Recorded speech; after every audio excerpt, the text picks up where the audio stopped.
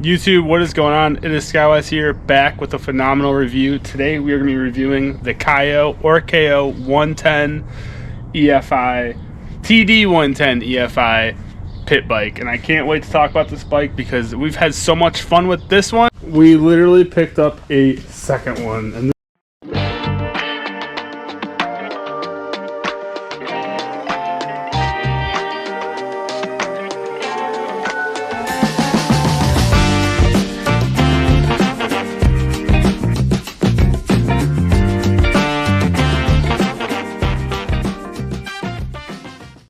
but I'm ready to share all the information we have, all the specs on this bike, and why this bike is perfect for A, beginners, or B, somebody like me who's ridden up to 450s, 250s, but this bike is so much fun. And you can get two of these bikes brand new for the price of one KLX 110. So let's get straight into it and talk about this bike.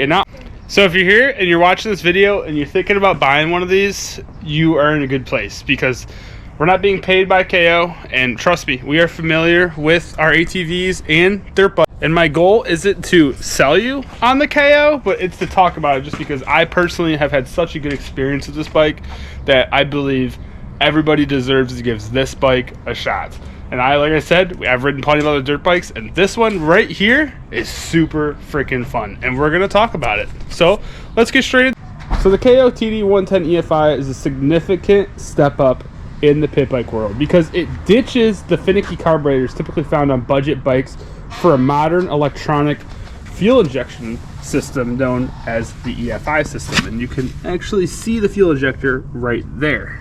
The EFI Advantage is the biggest selling point. It means it's a crisp throttle response every time you turn the throttle, and it also means push, start, and go. You literally start this bike up and go. Literally watch. It's cold right now.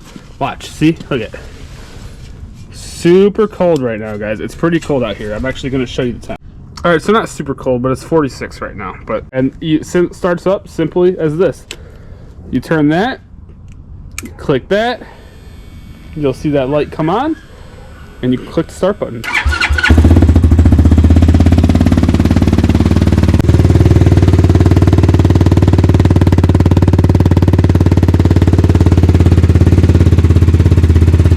So if you're like me and you've been around pit bikes like this and also other Chinese types of ATVs, I don't personally have the greatest experience with Chinese ATVs. We still have two other quads that are Chinese ATVs that have not blown up yet.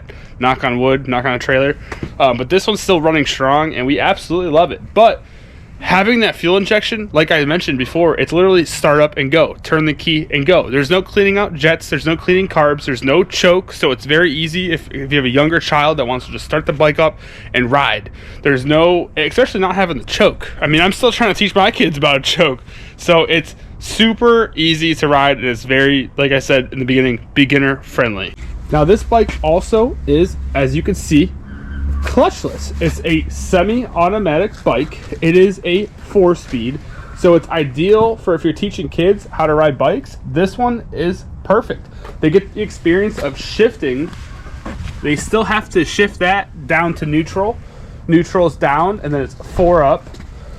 So they learn how to shift, but they also don't have to worry about a clutch. As you can see up here, it comes with inverted front forks, so it gives it more of a pro look and better handling than standard telescopic forks. And then it has a bunch of protection. You can see it has a full skid plate right there, which is phenomenal. And it has both electric start and kickstart. It also has dual hydraulic disc brakes, which is amazing for a Chinese bike. This bike also does weigh 165 pounds, so it's slightly heavier than some of the other Chinese bikes and other typical pit bikes, but that is okay. There's nothing wrong with that. This bike, you got to think about when it comes to this bike, not only a lot of the features we're talking about the value proposition as well. All the pros that you get the electric start, you get the fuel injection, you get the dual brakes like that. There's so much value in this bike, and as mentioned in the beginning of the video, you could buy two of these off the showroom floor compared to buying the price of one KLX 110. You really can't beat that if you ask me. That's just me. I don't know. I like having fun and saving money, and a lot of people I hang around with, they sold their pit bikes, so I literally bought two of them. The reason I have two of them is for me and my wife, and then eventually I have two kids they will eventually grow into them and use these. And there's just so many modern ergonomics on this bike. It feels more like a real bike compared to a Chinese bike. Kayo can actually only sell in big time dealers that carry other brands like Kawasaki, Honda, and Yamaha. Kayo cannot be sold in a dealer that carries KTM. A lot of the dealers that typically sell the really cheap Chinese stuff like Tao, they cannot sell Kayo. Kayo wants no part of being in that dealer. They only, like I said, work with the bigger time dealers because they're gaining respect, and they're not, like I said, this thing's reliable. It's very reliable. And I honestly, the only thing for me, the value of these new, you're better off almost buying one of these new than you are used, because you know when you buy something new, you're going to take care of it, you're going to maintenance it, you're going to log when the oil changes are. And like I said, I'm confident in myself. I know I take care of myself. I know for a fact I'll be able to hand these down to my kids when it comes to time that they can ride. And as I mentioned, it's a 165-pound bike, and it is a 110cc, but the actual spec of the engine is a 106. Let's give it a little bit of sound.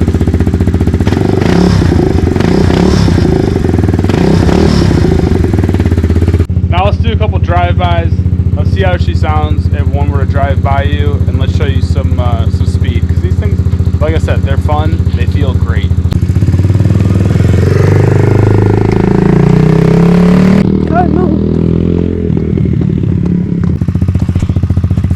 So as you can see, this bike is pretty good, and it also wheelies super easy. I'm not going to pop a wheelie, but check this out.